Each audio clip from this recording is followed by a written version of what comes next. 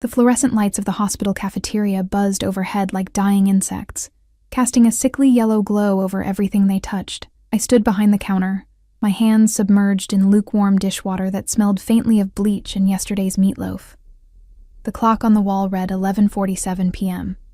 13 more minutes until my shift ended. 13 more minutes until I could peel off these grease-stained scrubs and drag myself back to the studio apartment I could barely afford. My fingers were wrinkled and raw, the skin around my cuticles cracked from the constant exposure to harsh detergent. I'd stopped wearing my mother's ring weeks ago. The silver had started turning my finger green, and I couldn't risk losing it down the drain. Not when it was the only thing I had left of her. "Emma, table 6 needs clearing," Denise called from the register, not bothering to look up from her phone. She never did. In the 6 months I'd worked here, I'd become part of the furniture, invisible, unremarkable, just another pair of hands to do the work no one else wanted. I dried my hands on my apron and grabbed the gray plastic bin, weaving between tables scattered with the remnants of late-night meals. The cafeteria was nearly empty at this hour, just a handful of exhausted residents and one elderly man who came every night to sit alone with his coffee, staring at nothing. Table 6 was in the far corner, tucked away near the emergency exit. Someone had left their tray, half-eaten pasta congealing in cream sauce, a untouched bread roll, a coffee cup with lipstick stains around the rim. I reached for the tray, my mind already drifting to whether I had enough change for the bus, or if I'd have to walk home again. That's when I smelled it. Not the antiseptic sharpness that permeated every corner of St. Catherine's Hospital. Not the competing odors of cafeteria food and cleaning supplies. This was different. Expensive. A cologne that probably cost more than my monthly rent. Something dark and woody with undertones of bergamot and leather, the kind of scent that belonged in boardrooms and private clubs, not a hospital cafeteria at midnight. I turned, the tray still in my hands, and found myself looking directly at a man's chest. A very well-dressed chest, clad in a charcoal suit that fit like it had been sewn onto his body by someone who understood exactly how fabric should drape over muscle and bone. My gaze traveled upward.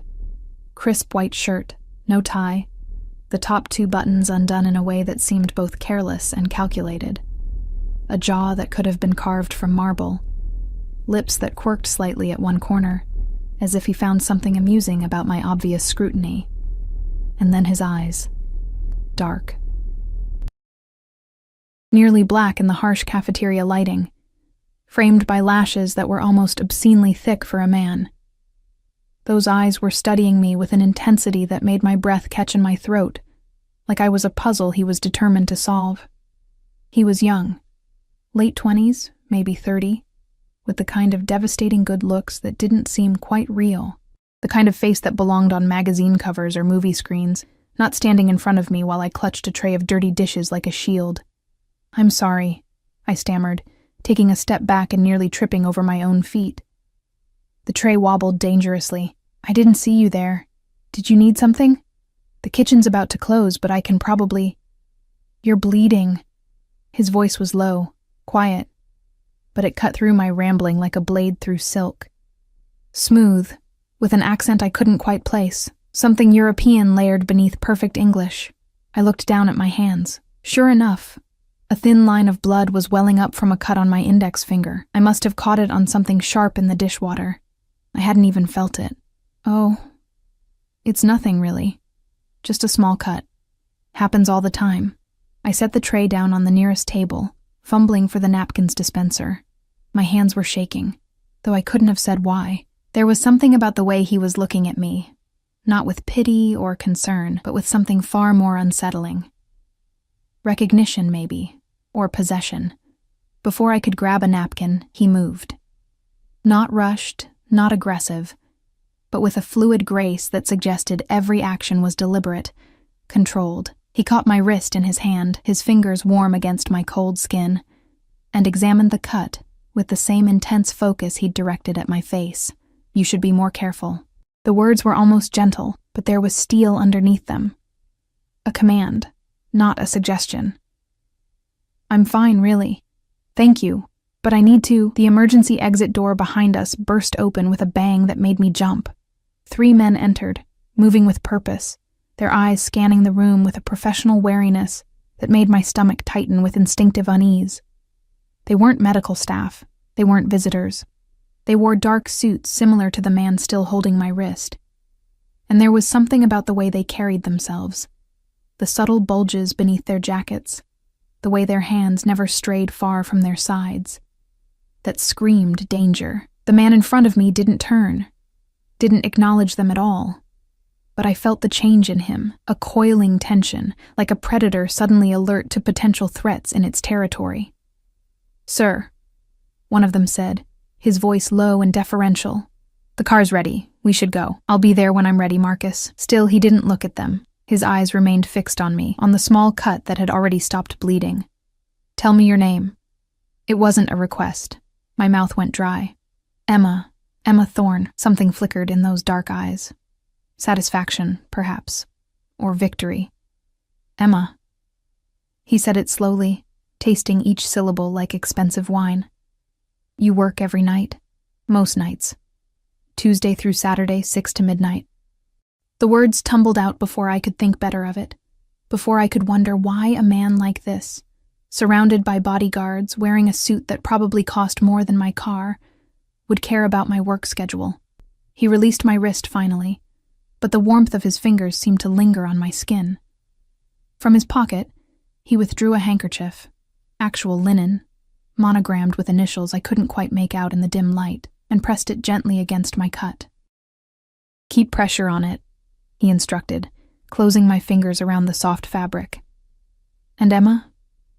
He leaned in slightly, close enough that I could feel the heat radiating from his body, close enough to smell that intoxicating cologne mixed with something else, something uniquely him. "Be careful walking home alone at night.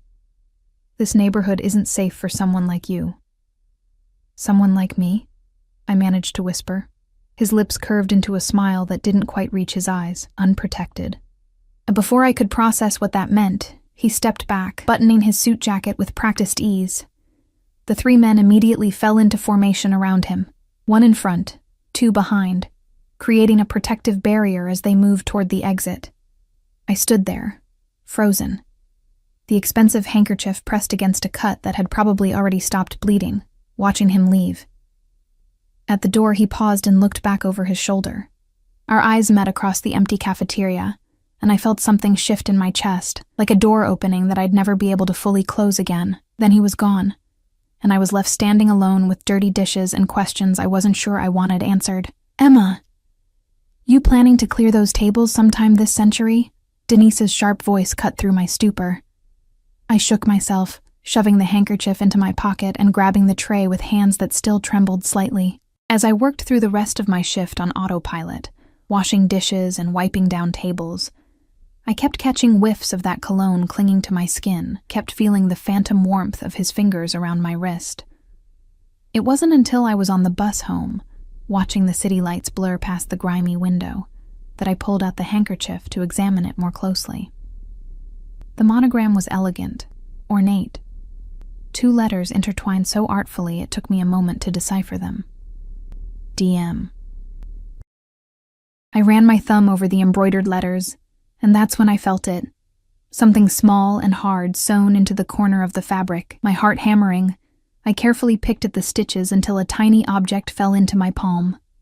A black business card, matte finish, with nothing on it except a phone number embossed in silver. No name, no company. Just those 10 digits gleaming up at me in the dim bus light. I should have thrown it away. Should have left it on the bus seat and never looked back.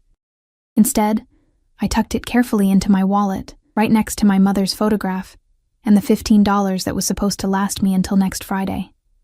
When I finally stumbled into my apartment at 1 a.m, exhausted down to my bones, I found something that made my blood run cold. Someone had been there.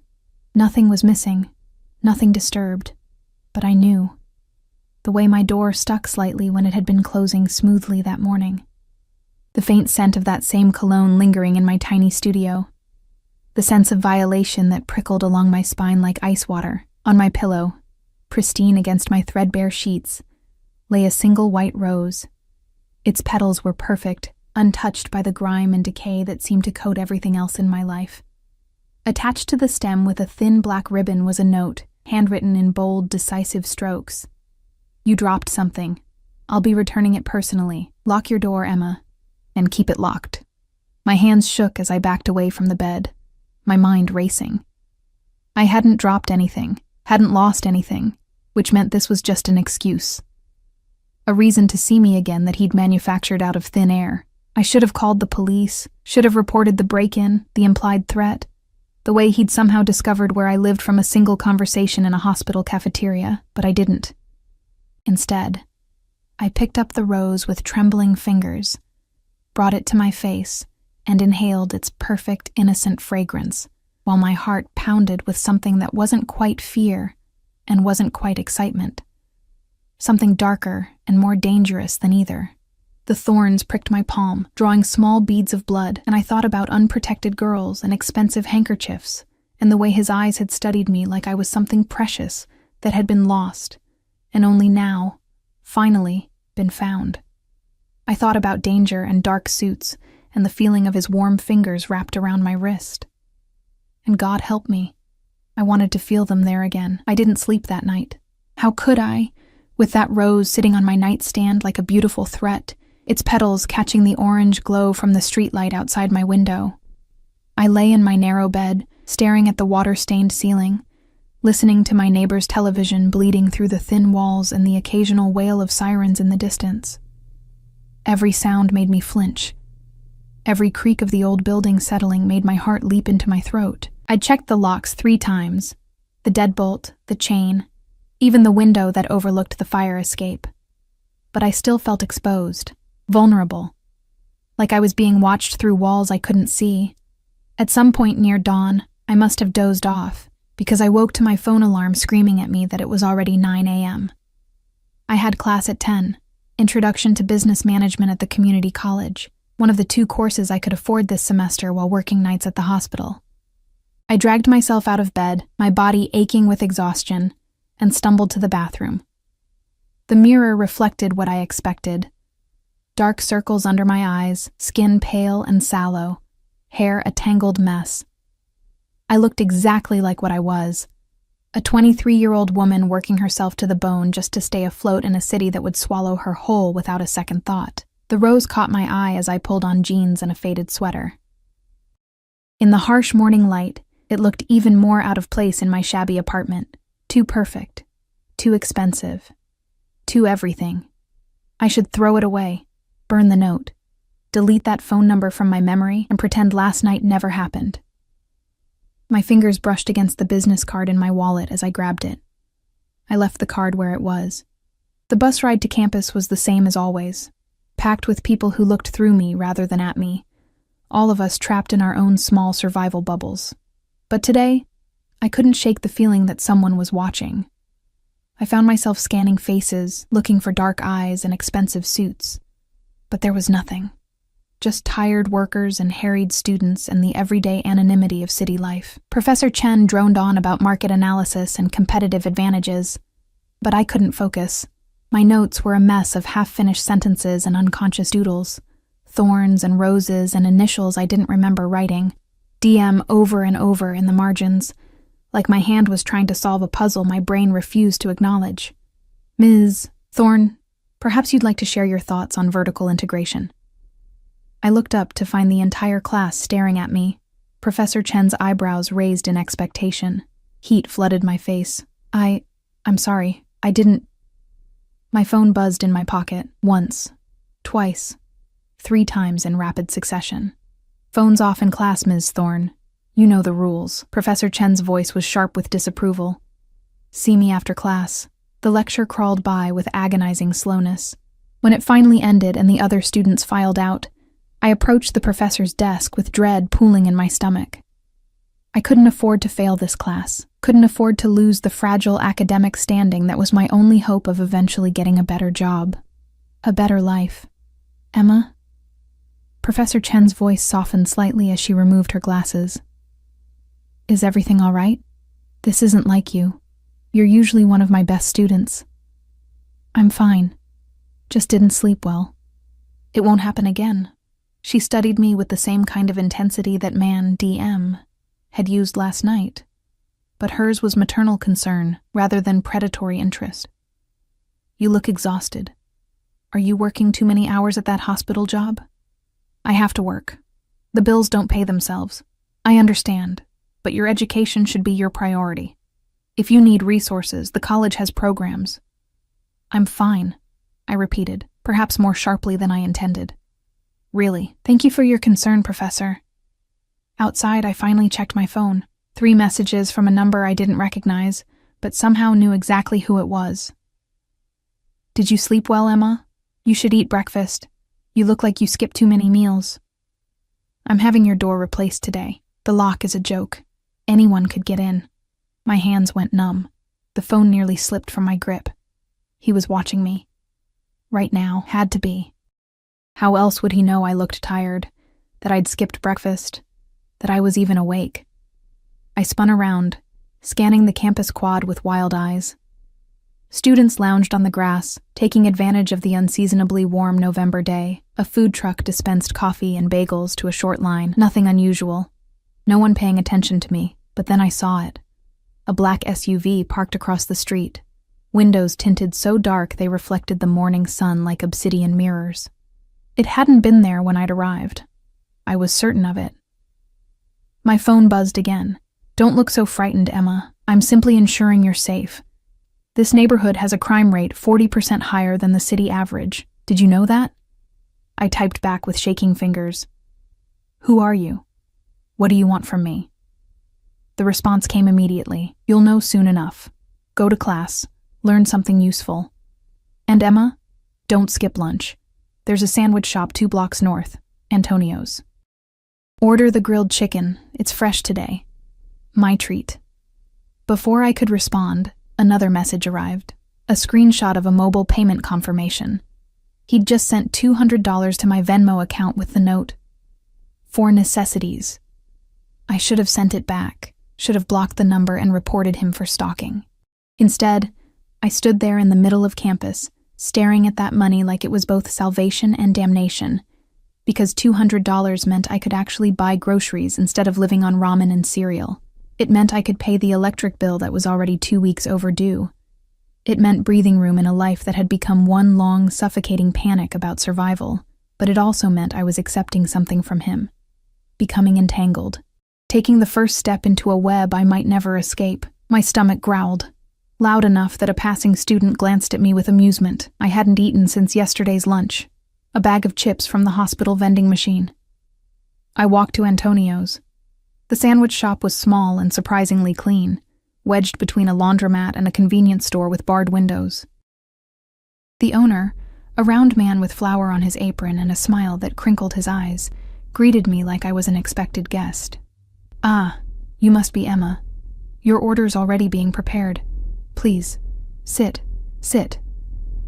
I didn't call ahead. No need. Everything's been taken care of." He gestured to a small table by the window, already set with water and a cloth napkin. Cloth, in a neighborhood sandwich shop. I sat because my legs felt suddenly weak. Through the window, I could see the black SUV parked across the street, a silent sentinel. Watching. Always watching.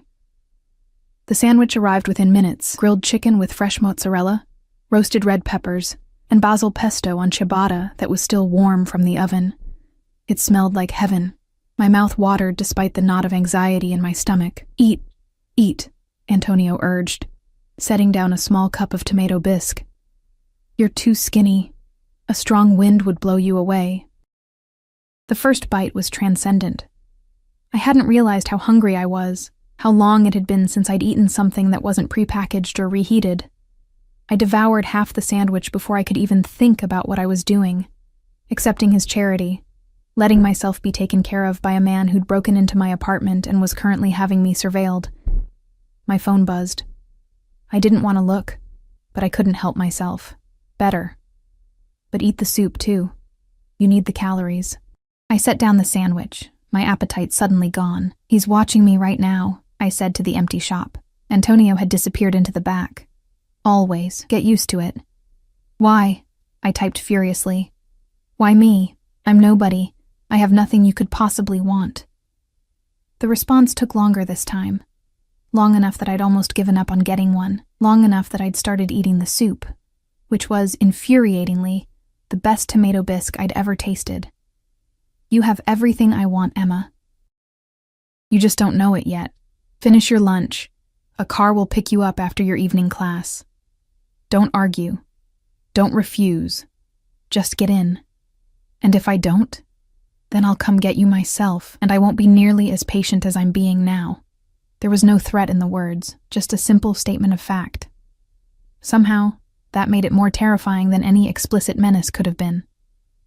I finished my lunch in silence, tasting nothing. When I tried to pay, Antonio waved me off with a knowing smile that made my skin crawl.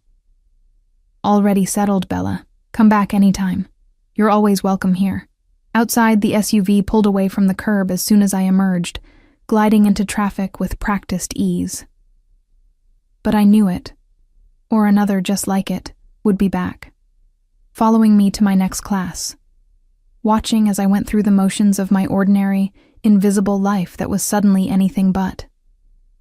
My afternoon class was a blur. I sat in the back of the lecture hall, hyper-aware of every person who entered, every shadow that moved past the frosted glass door, but no one paid me any attention. I was still invisible to everyone except him. At 6 p.m., I stood outside the humanities building, my backpack slung over one shoulder, watching the stream of students heading home or to the library or to their part-time jobs. I could just walk away, go to the bus stop like normal, clock in for my shift at the hospital, and pretend this was all some bizarre hallucination brought on by exhaustion and stress. The black SUV pulled up to the curb in front of me with barely a whisper of sound. The back door opened. I should run, should scream, should do literally anything except what I was about to do. I got in. The interior was all black leather and polished wood, smelling of that same expensive cologne and something else, gun oil maybe, or the peculiar scent of money and power.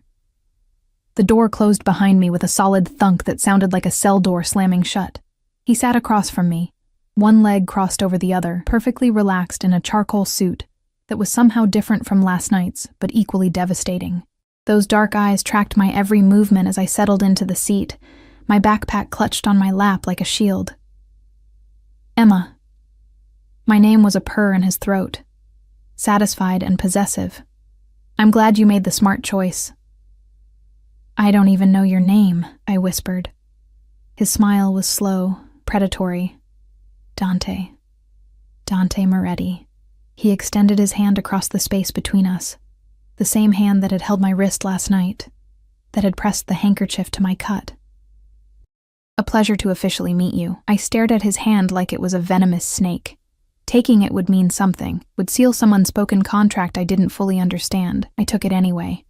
His fingers closed around mine, warm and strong, and I felt that same electric jolt I'd experienced in the hospital cafeteria. He didn't shake my hand so much as hold it, his thumb brushing across my knuckles in a gesture that was far too intimate for a first introduction. You're trembling, he observed, his voice low enough that only I could hear it over the purr of the engine as we pulled into traffic. Are you frightened of me, Emma? Yes, I admitted, because lying seemed pointless when he could apparently read my every thought and feeling. Good. Fear keeps people alive. He released my hand slowly, reluctantly. But you should know, I would never hurt you. Quite the opposite, actually. Then what do you want? To keep you safe. To give you everything you need. To ensure that you never have to worry about paying bills or eating meals or working yourself to death in that miserable hospital cafeteria ever again. Why? The word came out as barely more than a whisper. Dante leaned forward, his elbows on his knees, closing the distance between us until I could see flecks of amber in those dark eyes. Because 3 months ago, someone stole from me, someone close, someone I trusted. And that someone got your best friend pregnant before he disappeared with $2 million of my money. The world tilted sideways. My best friend. He could only mean Jake, I breathed. Jake Morrison. Yes. Dante's voice had gone cold, all the false warmth evaporating like morning mist. And you, Emma Thorne, are going to help me find him. I don't know where Jake is. The words tumbled out in a rush, panic rising in my chest like floodwater. I haven't seen him in months. Not since he and Sarah Bennett, your roommate from freshman year, currently 7 months pregnant with Morrison's child and living in a women's shelter in Queens because he abandoned her without a cent. Dante's voice was clinical, detached, like he was reciting a grocery list rather than destroying what little remained of my faith in people. I know. I've had people watching her too. The SUV glided through traffic with supernatural smoothness, the city lights beginning to flicker on as dusk settled over the streets. I watched them blur past, my mind struggling to process what he was telling me. Jake and Sarah, a baby. Jake stealing $2 million. None of it made sense. Jake worked in IT, I said stupidly. He fixed computers. He couldn't. He worked in IT for one of my subsidiary companies, had access to certain financial systems, got greedy. Dante pulled out his phone, swiped through it with practiced efficiency, then turned the screen toward me. Recognize this? The photo showed Jake at what looked like a private poker game, cards in hand, chips stacked in front of him, but it was the expression on his face that made my stomach turn, the wild gleam in his eyes, the manic grin. This wasn't the sweet, goofy guy who'd tutored me in statistics and brought Sarah flowers every Friday. This was someone else entirely, someone desperate and dangerous. He had a gambling problem, Dante continued, pocketing his phone. Started small, sports betting, online casinos. Then he found the high-stakes games, lost more than he could ever hope to repay. So he made a choice, steal from me or let the people he owed money to kill him. He chose poorly. And Sarah? My voice cracked on her name. What does she have to do with any of this? Nothing. She's an innocent victim, like you. His eyes softened fractionally, which is why I'm going to take care of both of you. I'm not a victim. I'm not anything. I barely even talk to Jake anymore. We were friends in college, but after he and Sarah got together, we just drifted. I can't help you find him. You're wrong. Dante reached across the space between us, his fingers catching my chin and tilting my face up to meet his gaze. The touch was gentle, but utterly unyielding, and I felt my breath catch in my throat. Jake trusts you. If he's going to contact anyone, it'll be you or Sarah. And since Sarah's phone is tapped and she's under 24-hour surveillance, that leaves you. He won't contact me. Why would he? Because 3 days ago, your mother's medical bills were suddenly paid in full. Every last cent. The hospital called you yesterday to inform you, but you haven't checked your voicemail yet. His thumb brushed along my jawline, a possessive gesture that made heat pool low in my belly despite my fear. That was Jake. Guilt money. Which means he's been watching you. Which means he'll reach out soon. I jerked back from his touch, my mind reeling. My mother's bills. The tens of thousands of dollars in debt from her cancer treatment. The collections notices that had been piling up since she died 6 months ago. The constant phone calls from agencies demanding money I didn't have. Gone? How do you know that? How do you know any of this? Because I know everything about you, Emma. His voice dropped to barely more than a whisper, intimate and terrifying. I know you take the 47 bus to work because you sold your car to pay for your mother's funeral. I know you're lactose intolerant, but you still eat ice cream when you're sad because it was your mother's favorite. I know you have a scar on your left knee from falling off your bike when you were 9. I know you cry in the shower so your neighbors won't hear. I know you're drowning, and I'm offering you a lifeline. Tears burned behind my eyes. What kind of lifeline comes with surveillance and threats? The kind that keeps you alive. The SUV slowed, and I realized we were pulling into an underground parking garage, not the hospital, not my apartment. Somewhere else entirely. Jake stole from me, Emma. That means certain people in my organization want him dead, want everyone connected to him dead. The only reason you and Sarah are still breathing is because I've claimed you both as mine. As my responsibility, my property. Property? The word came out sharp, angry. I'm not a thing you can own. In my world, you are exactly that. The vehicle stopped, the engine cutting off, plunging us into sudden silence broken only by the sound of my ragged breathing. But I'm a generous owner. You'll have everything you need. Protection, money, a life without fear or struggle. All you have to do is stay close and tell me the moment Jake makes contact. And if I refuse? Dante's expression didn't change, but something shifted in the air between us. something cold and merciless that reminded me exactly what he was. Not a savior, not a benefactor. A mafia boss who'd built his empire on violence and fear. Then I remove my protection, and there are at least 5 people in my organization who would happily remedy that situation within the hour. Your body would wash up in the East River by morning, and no one would even notice you were gone. He leaned in close enough that I could feel his breath against my cheek. Is that what you want, Emma, to disappear? To become just another statistic in a city that's already forgotten you exist? No, I whispered, hating how small my voice sounded, hating the tears that finally spilled down my cheeks, hating him for being right, that I was invisible, forgettable, alone in a world that wouldn't mourn my passing. Then stay close. His fingers caught one of my tears, wiping it away with surprising gentleness. Let me take care of you. Let me give you the life you deserve. All you have to do is trust me. I don't even know you. You will. He opened his door and stepped out, then turned back to offer me his hand. Come. There's someone I want you to meet. I stared at that extended hand. Perfectly manicured, strong, connected to a man who could order my death as easily as he'd ordered my lunch. Every instinct screamed at me to run. But where would I go? Back to my crumbling apartment with its inadequate locks. Back to the hospital where I was nothing more than invisible hands washing dishes. Back to a life of slow suffocation and grinding poverty. I took his hand. He pulled me from the SUV with easy strength, steadying me when I stumbled on legs that felt like water. We were in a private garage, immaculately clean, housing a collection of vehicles that probably cost more than my entire neighborhood. 2 of the men from last night, Marcus and another whose name I didn't know, flanked us immediately, their eyes constantly scanning for threats. Dante kept my hand in his as he led me to an elevator, his grip firm, but not painful. Possessive. Like I was something precious he'd finally acquired and had no intention of letting go. Where are we? I managed to ask as the elevator doors slid shut, enclosing us in a small space that smelled like leather and his cologne. My home. Well, one of them. I have several. He pressed the button for the penthouse, and the elevator began its smooth ascent. You'll be staying here from now on. What? No. I have an apartment. I have a job. I have nothing. His voice was flat, final. You have nothing, Emma.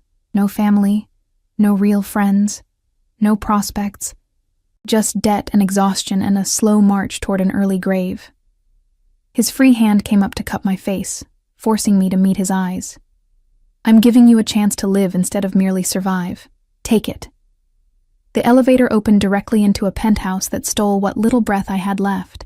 Floor-to-ceiling windows overlooked the glittering city sprawl, modern furniture in shades of cream and charcoal. Art on the walls that I recognized from my one elective art history class. Originals, not prints, worth more money than I could comprehend. And standing in the middle of it all, looking small and lost and heavily pregnant, was Sarah. Emma! She rushed toward me, or rather waddled as fast as her condition would allow, tears streaming down her face. Oh my God, Emma, I'm so sorry. I'm so sorry. I didn't know. I swear I didn't know what Jake was doing. I caught her in my arms, and we clung to each other like drowning women finding driftwood in a storm. She smelled like the lavender lotion she'd always favored, and feeling her familiar warmth made something inside me crack open. It's okay, I whispered, even though nothing was okay. It's okay. We're okay. Ladies. Dante's voice cut through our reunion, polite but commanding attention. Sarah, why don't you show Emma to her room? I'm sure she'd like to freshen up before dinner. Sarah pulled back, wiping at her eyes, and I saw the changes in her, the roundness of her belly, yes, but also the shadows under her eyes that matched my own, the hollowness in her cheeks that spoke of too much stress and not enough food. But there was something else, too, expensive maternity clothes, a glow to her skin that came from proper vitamins and health care. A diamond bracelet on her wrist that caught the light. Gifts or shackles. Maybe both. Come on, she said softly, taking my hand. Your room's next to mine. I let her lead me down a hallway lined with more expensive art, my mind still struggling to process everything. My room turned out to be larger than my entire studio apartment, with a king-sized bed dressed in silk sheets, a private bathroom with a soaking tub, and a walk-in closet already filled with clothes in exactly my size. "He had them brought in this afternoon," Sarah explained, seeing my expression. "He's very thorough." "Sarah, what the hell is going on? How long have you been here?" 2 weeks. She sank onto the bed with a grateful sigh, one hand rubbing her swollen belly. "After Jake disappeared, I couldn't pay rent. Got evicted. Ended up at the shelter. Then Dante showed up one day with doctors and lawyers and told me I had 2 choices: accept his protection or take my chances on the street." Her eyes met mine, frightened and resigned. "I chose to live. For the baby." "Does he hurt you?" "No. God, no. He barely even speaks to me except to ask if I need anything. The doctor comes twice a week to check on the baby. I have everything I could want except freedom." She laughed, but it was a brittle sound. "I'm a bird in a gilded cage, Emma. And now you are too." I walked to the window, pressing my palms against the cold glass, staring down at the city far below. From up here, the streets where I'd struggled and suffered looked like a toy model, unreal and distant. I could see the hospital where I'd worked, the campus where I'd attended classes, the bus routes I'd memorized, my entire small life mapped out beneath me, already feeling like it belonged to someone else. "He's going to use us to get to Jake," I said quietly. "I know. But Emma..." Sarah's voice was small, frightened. "I don't think Jake's coming back. I think he's going to let us pay for what he did. And I think Dante knows it." Before I could respond, there was a knock on the door. Marcus stepped inside without waiting for permission, his expression professionally blank. "Mr. Moretti requests your presence for dinner in 15 minutes. Both of you." His eyes flicked to me. "He suggests you change into something more comfortable, Miss Thorne. You'll find appropriate attire in the closet." He left before I could argue. Sarah heaved herself up from the bed with a grimace. "Don't fight him on the little things," she advised. "Save your battles for what matters." After she left, I stood alone in this beautiful prison, staring at the closet full of expensive clothes I hadn't chosen and didn't want. My reflection in the mirror showed a woman I barely recognized, pale, exhausted, trapped. I thought about running, about calling the police, about refusing to play whatever game Dante was orchestrating, but then I thought about my mother's paid-off medical bills, about Sarah and her unborn baby, about Dante's casual mention of bodies in the East River and how easily I could disappear. And I thought about the way his fingers had felt against my skin, the heat in his eyes when he looked at me, the possessiveness in his voice when he'd called me his property. I should have been more frightened, should have been planning escape routes and exit strategies. Instead, I found myself wondering what it would feel like to surrender, to stop fighting and struggling and just let him catch me. I changed into a simple black dress from the closet. Designer, perfectly fitted, probably worth more than a month of my wages. When I looked in the mirror again, I saw someone different, someone who might belong in a penthouse overlooking the city, someone who might be worth protecting, someone who might already be falling into a trap she'd never escape. And the most terrifying part, I wasn't sure I wanted to. Dinner was served in a dining room that could have seated 20 but held only 3. Dante at the head of the table, Sarah and me on either side. Crystal chandeliers cast warm light over china so delicate I was afraid to touch it, and the food kept coming in courses I couldn't name, prepared by a chef I never saw. Dante watched me throughout the meal with those dark, unreadable eyes, tracking every bite I took, every nervous gesture, every glance I exchanged with Sarah.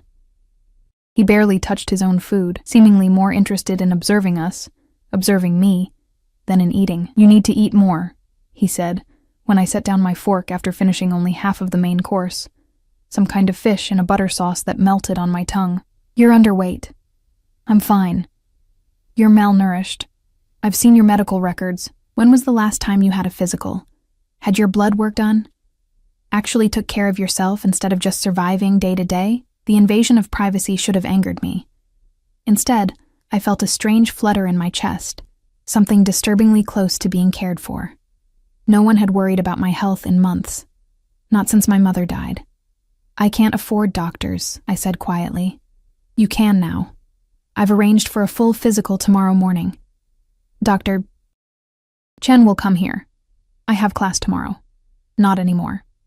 He said it so casually, like he was commenting on the weather rather than dismantling my life piece by piece. I've withdrawn you from the semester. You'll re-enroll in the spring at a better school, Columbia, perhaps, or NYU. Whichever you prefer. I stood up so fast my chair scraped against the floor, the sound harsh in the elegant room. You had no right. That's my education, my future. You can't just... I can do whatever I want. He didn't raise his voice, didn't move from his relaxed position, but the air in the room changed, became heavier, dangerous. You're under my protection now, Emma. That means you do what I say when I say it. For your own good. My own good? You're kidnapping me. I'm keeping you alive. He stood then, moving around the table with that predatory grace, and I found myself backing up until I hit the wall. He didn't stop until he was close enough that I could feel the heat radiating from his body, could smell that intoxicating cologne mixed with something darker. Whiskey, maybe. Or the smoke from whatever deals he'd made today. Do you know what happened to the last person who betrayed me, Emma? Do you want me to tell you the details? No, I whispered. Good. Because those details would give you nightmares. His hand came up to rest against the wall beside my head, caging me in. Jake Morrison is a dead man walking. The only question is how many people he takes down with him. I'm offering you and Sarah a chance to survive his stupidity. All you have to do is let me keep you safe. By controlling everything I do, by making me a prisoner, by making you mine. His other hand caught my chin, tilting my face up. And yes, that means control. It means supervision.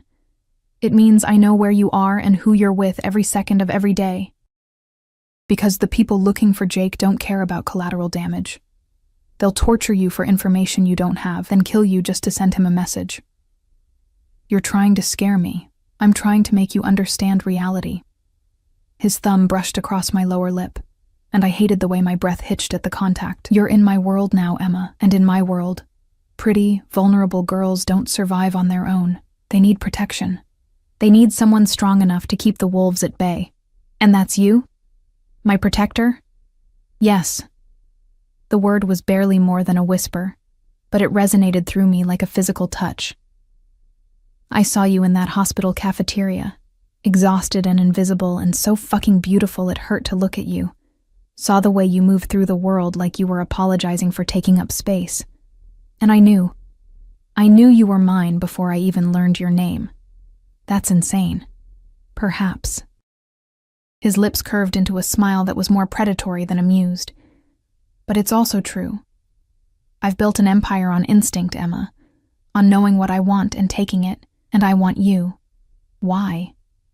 The question came out as barely more than a breath. I'm nobody. I have nothing. I'm not... You're everything. His hand moved from the wall to tangle in my hair, fingers tightening just enough to make my scalp tingle. You're uncorrupted by this world. Untouched by the dirt and violence that coats everything in my life. You're good, Emma. Pure. And I'm going to keep you that way even if it means locking you in a tower and throwing away the key. I don't want to be locked away. Then don't fight me. Accept what I'm offering. Let me take care of you. His face moved closer, close enough that his lips were almost brushing mine. Let me give you everything you've been denied. Everything you deserve. I should have pushed him away. Should have screamed for help. Though who would come? Who would save me from a man who owned everything and everyone around him? Instead, I stood frozen, my heart hammering against my ribs, my body betraying me by leaning into his warmth instead of away from it. Emma. Sarah's voice cut through the tension like a knife. She stood in the doorway, one hand on her belly, her expression pleading. Don't fight him. Please. It's not worth it. Dante pulled back slowly, releasing me, but not before his fingers trailed down my neck in a gesture of obvious possession. Sarah understands. She's learned to accept reality.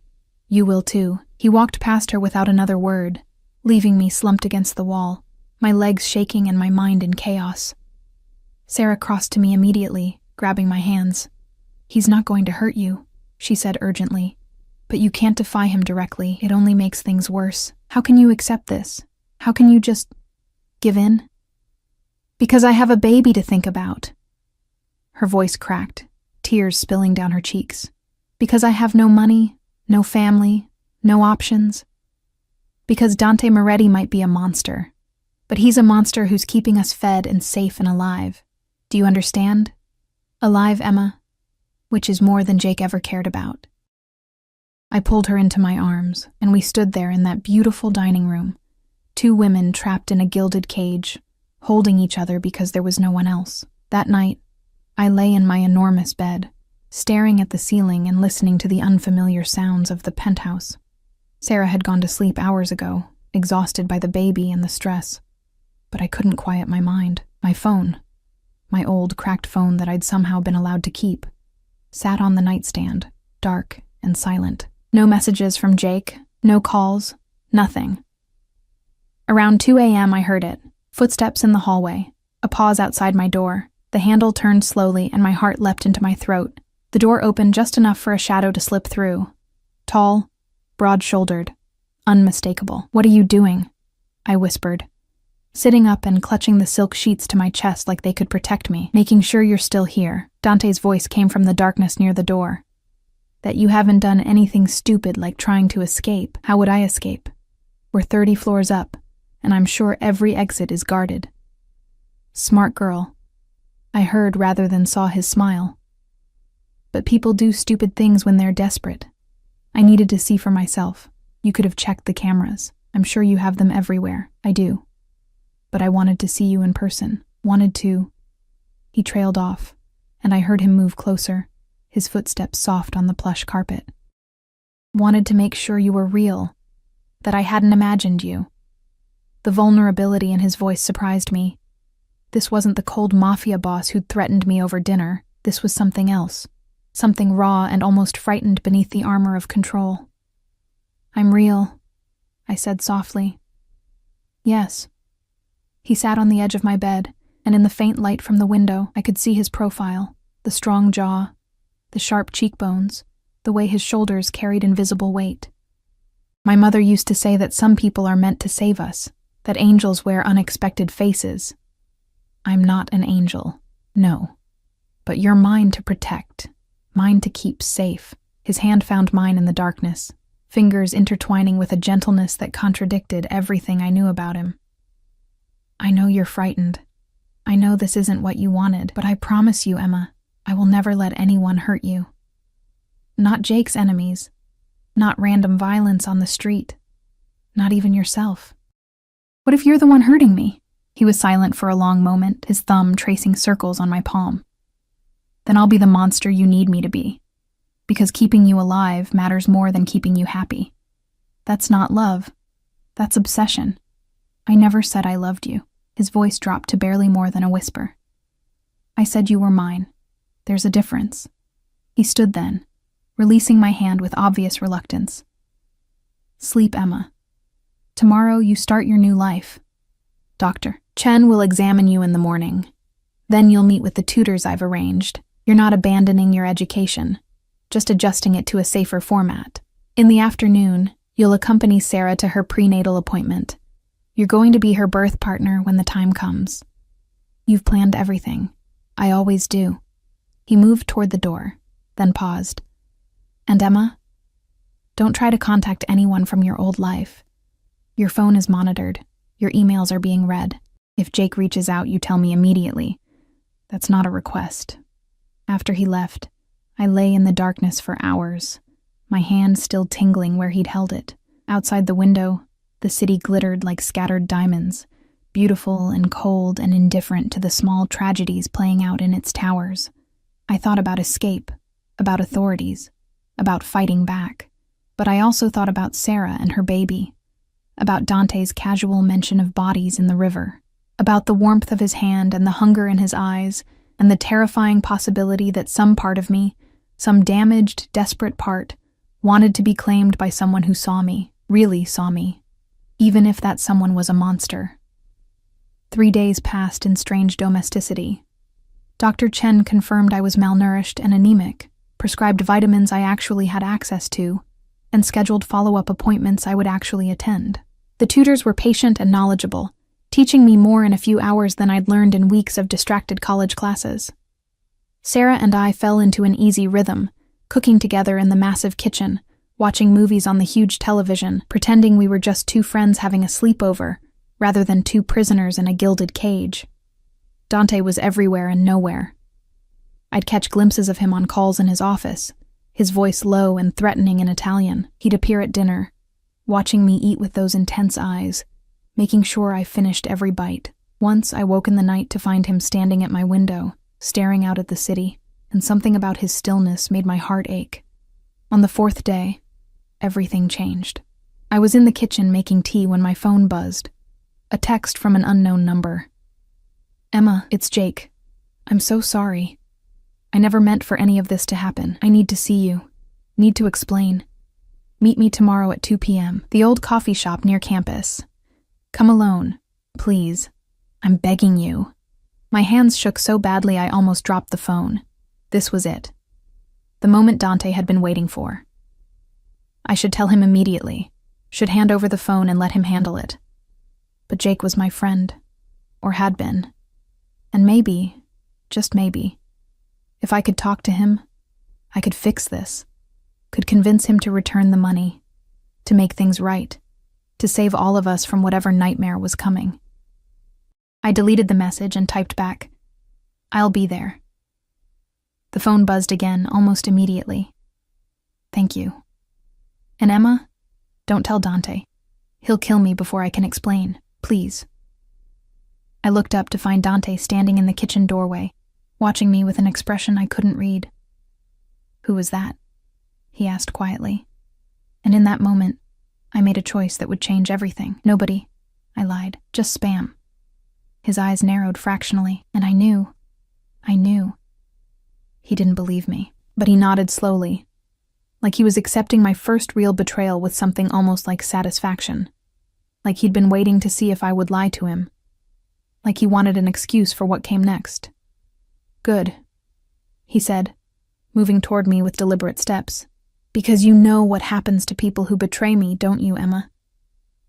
I couldn't speak, couldn't breathe, could only watch as he backed me against the counter, his hands bracing on either side of me, his body close enough that I could feel every breath he took.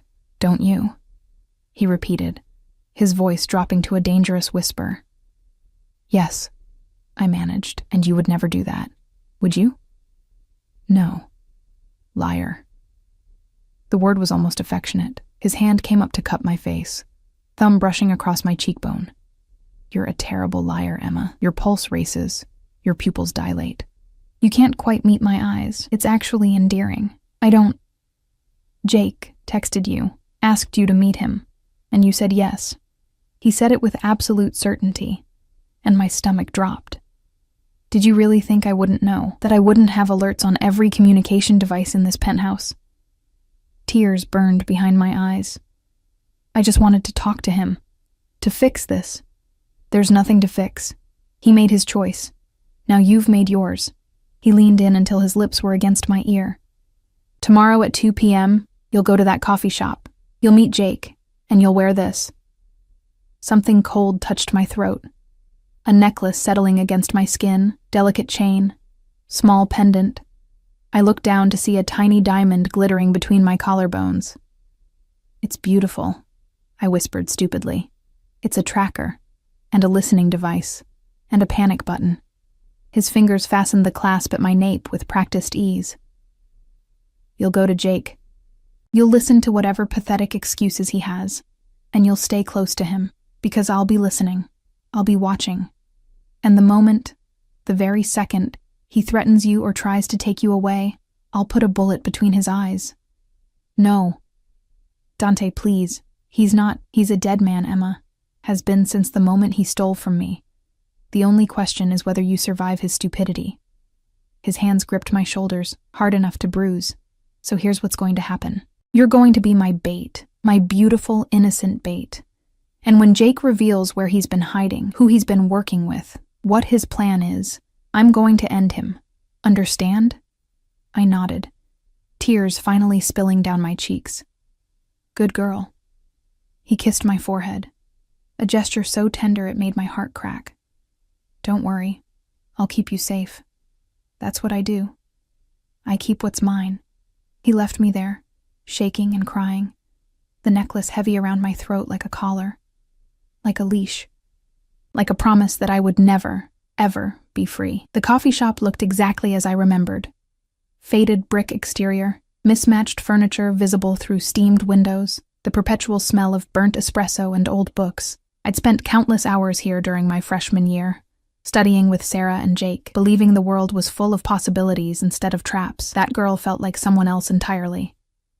I sat at a corner table, my hands wrapped around a latte I couldn't taste, the necklace heavy against my collarbone. Every instinct screamed at me to run, but where would I go?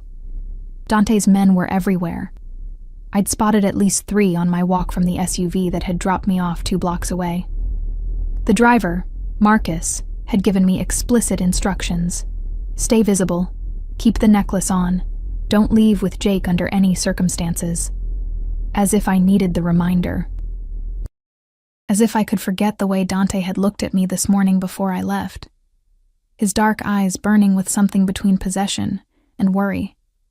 His fingers lingering on my face like he was memorizing every detail in case it was the last time he saw me.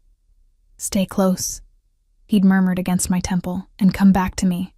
Not a request, a command. But his voice had held something raw beneath the authority, something that sounded dangerously close to fear. The bell above the door chimed, and Jake walked in.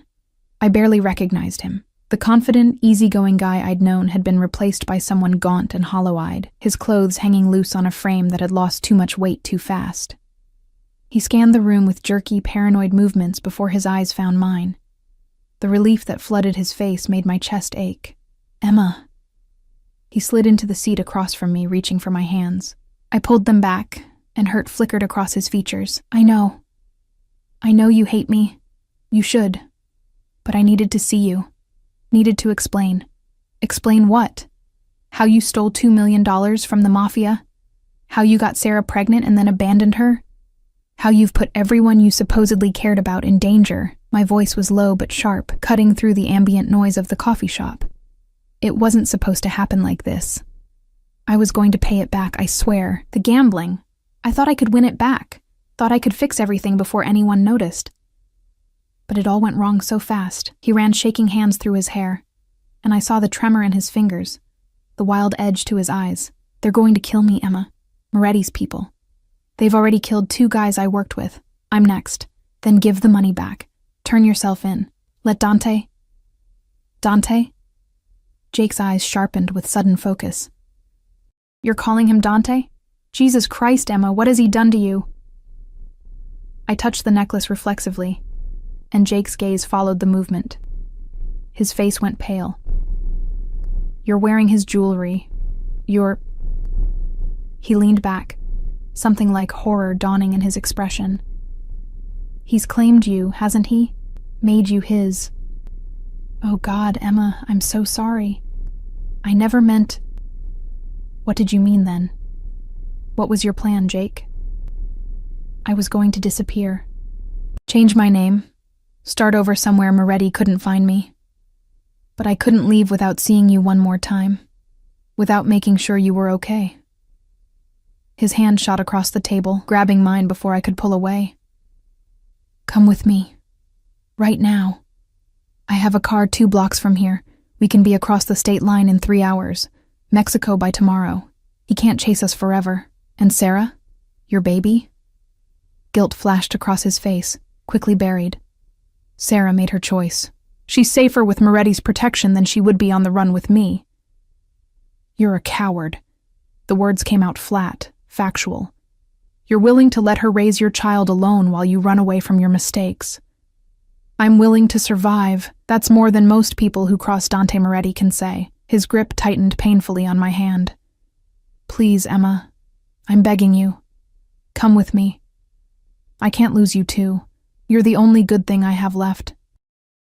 I looked at him, really looked at him, and saw the truth beneath the desperate words. He didn't love me. He'd never loved me. I was just another escape route, another tool to ease his conscience, Another thing he could take because he'd already lost everything else. "No," I said quietly. "Emma." I said, "No, Jake." I pulled my hand free, standing up. "You made your choices. Now you get to live with the consequences." "He'll kill me." Jake's voice rose, drawing looks from other patrons. "Is that what you want? My blood on your hands?" My hands are already dirty. I picked up my purse, my legs surprisingly steady considering how my heart was racing. "Goodbye, Jake." I made it 3 steps before his hand locked around my wrist, yanking me back hard enough that I stumbled. His face was twisted with panic and rage, all pretense of the friend I'd known completely gone. "You're not leaving. You're going to help me whether you want to or not. Moretti wants you alive, which makes you valuable, makes you leverage." He started dragging me toward the back exit, his grip bruising. "You're coming with me, and you're going to help me negotiate." The cafe door exploded inward. Later, I would try to piece together exactly what happened in those next 30 seconds. But in the moment, it was just chaos and violence and the sound of my own screaming. Dante moved through the space like death incarnalized, fluid, purposeful, unstoppable. 2 of his men flanked him, weapons drawn, but he didn't need them. His fist connected with Jake's face with a crack that made my stomach turn. Jake released me, stumbling backward, blood pouring from his nose. "Don't," I started. But Dante was already there, hauling Jake up by his collar and slamming him against the wall, hard enough to rattle the framed photos hanging there. "You touched her." Dante's voice was barely above a whisper, but it carried enough venom to kill. "You hurt her." I can see the bruises forming on her wrist from here. I didn't mean." "Shut up." Dante's hand moved to Jake's throat, applying pressure. Jake's face started turning purple. "You stole from me. You endangered innocent people. And now you've put your hands on something that belongs to me. Give me one reason I shouldn't snap your neck right here. Dante, please." I found my voice, moving closer despite the carnage, despite the very real possibility that I was about to watch a man die. "Please don't. Not here. Not like this." His eyes flicked to me, and what I saw there made my breath catch. Fury, yes, but also fear. Real, visceral fear that something had happened to me, that I'd been hurt, that he'd been too late.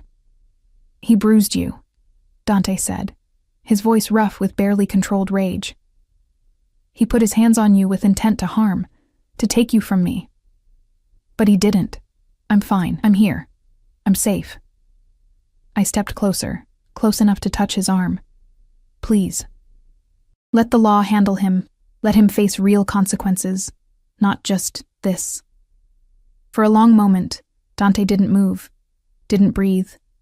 Then, with visible effort, he released Jake, who collapsed to the floor, gasping and choking. "Marcus," Dante said without looking away from me, "call our contacts in the FBI. Mr. Morrison is ready to surrender himself for embezzlement and theft. I'm sure they'll be very interested in his cooperation regarding certain other criminal enterprises in exchange for protective custody." "You can't," Jake wheezed, but Marcus was already hauling him to his feet. "I just did."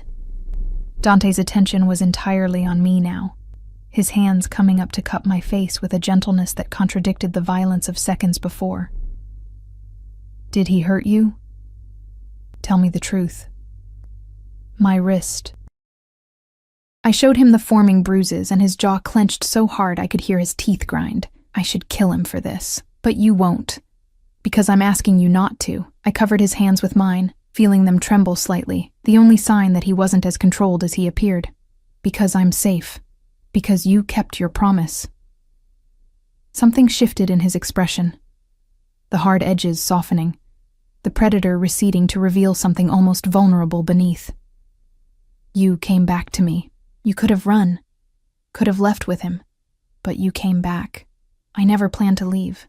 The truth of it surprised me. I was angry that you used me as bait, angry that you manipulated the situation, but I never wanted to leave. Why?" The question was barely audible, like he was afraid of the answer. "Because..." I struggled to find the words for feelings I didn't fully understand myself. Because you see me. Really see me.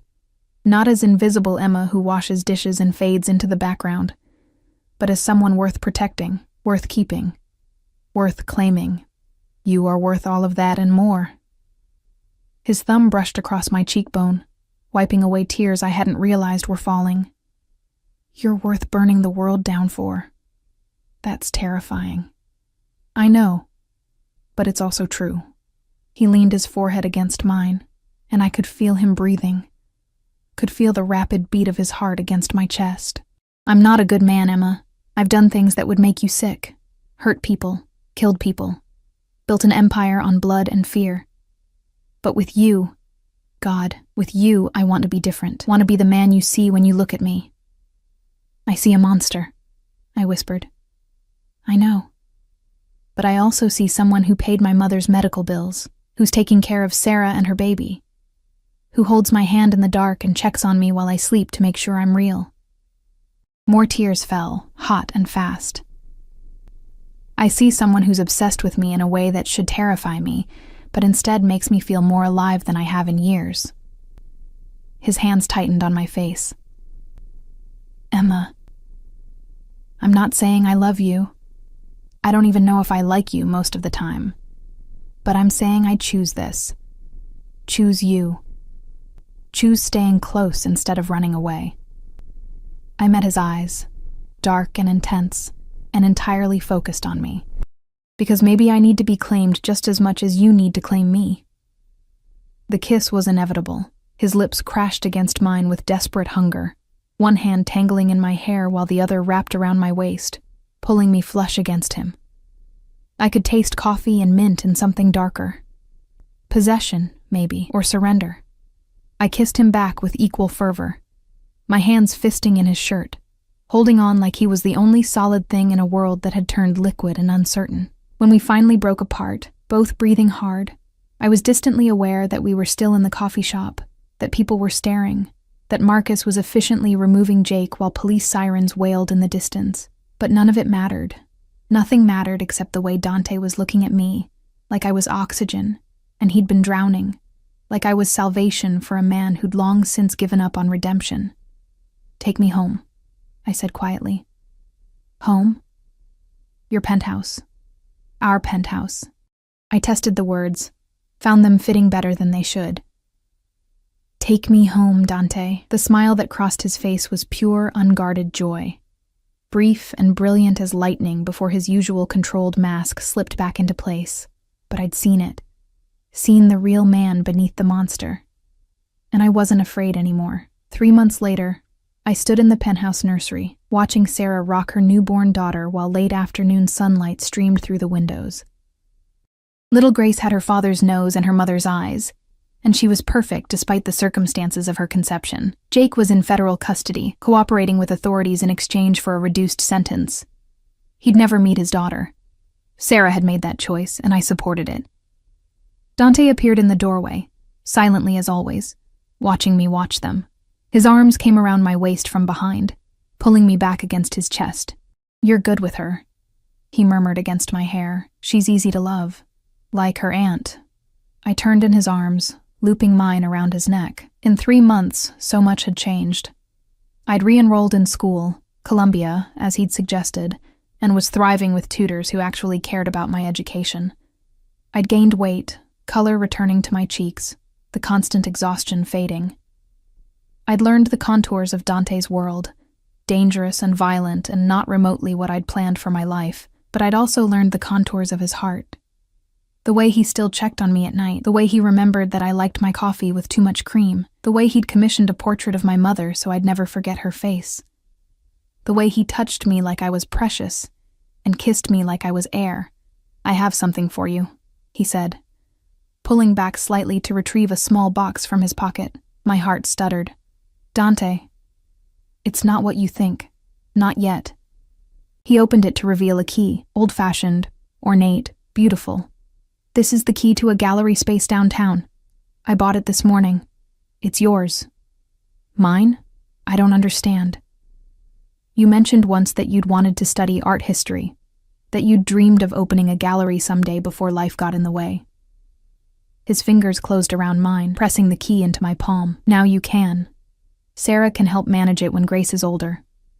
You'll have your own business, your own purpose beyond being my beautiful bird in a gilded cage. Tears pricked my eyes, happy ones this time. You remembered that? I remember everything about you, Emma. Every dream you've mentioned, every casual wish, every small thing that makes you smile. He cupped my face, his expression intense. I know I've taken your freedom. I know I've controlled and manipulated and forced you into this life, but I'm trying. God, I'm trying to give you reasons to choose to stay beyond fear or obligation. I already have my reasons. I kissed him softly, tasting the surprise on his lips. You, Dante. You're my reason. Even though I'm a monster? Especially because you're a monster who's trying so hard to be a man for me. I smiled against his mouth. My monster. My protector. My obsession. Yours, he agreed. The word a vow and a surrender. Always yours. Sarah cleared her throat delicately. As beautiful as this is, Grace needs changing, and you two need to get a room. We broke apart, laughing, and I felt something settle in my chest. Contentment, maybe, or acceptance. This wasn't the life I'd planned. Wasn't the safe, normal future I'd once dreamed of, but it was mine. We were mine. Dante with his dark intensity and protective obsession. Sarah with her resilient strength and new beginning. Grace with her infinite potential. And I was theirs. Emma Thorne, who'd gone from invisible to essential, from drowning to dancing, from surviving to actually living. That evening, Dante and I sat on the penthouse balcony, watching the sun set over the city that had once seemed so indifferent to my existence. His arm was around my shoulders, my head on his chest, his heartbeat steady beneath my ear. Do you ever regret it? He asked quietly. Choosing this? Choosing me? Every day, I admitted, then smiled at his sharp intake of breath. And then you do something impossibly sweet, or surprisingly gentle. And I remember why I stayed, why I keep staying. I'll give you everything, Emma. Everything I have. Everything I am. It's all yours. I don't need everything. I tilted my head to look up at him, at the face I'd learned to read, to love in spite of its capacity for cruelty. I just need you to stay close, to keep watching over me, to keep claiming me like I'm something precious worth fighting for. Always. His lips found mine in a kiss that tasted like promises and possession, and the strange, twisted love we'd built from danger and desperation. You're mine, Emma, until the world ends and beyond. And you're mine, I whispered back. My beautiful monster, my impossible salvation. Below us, the city glittered with a million lives I'd never touch, a million stories I'd never know. But up here, in this tower of glass and steel, wrapped in the arms of a man who'd claimed me with the same ruthless determination he applied to everything else, I'd found something I'd never expected. I'd found home. Not in a place, but in a person. In the weight of his gaze, and the warmth of his touch, and the fierce, protective obsession that said I would never be invisible again. I would never be alone again. I would never be anything but his. And God help me. I wouldn't have it any other way. The sun sank below the horizon, painting the sky in shades of amber and rose, and Dante pulled me closer, his hand finding mine, our fingers intertwining like they'd been designed to fit together. Stay close, he murmured, echoing the first command he'd ever given me. Always, I promised. And I meant it.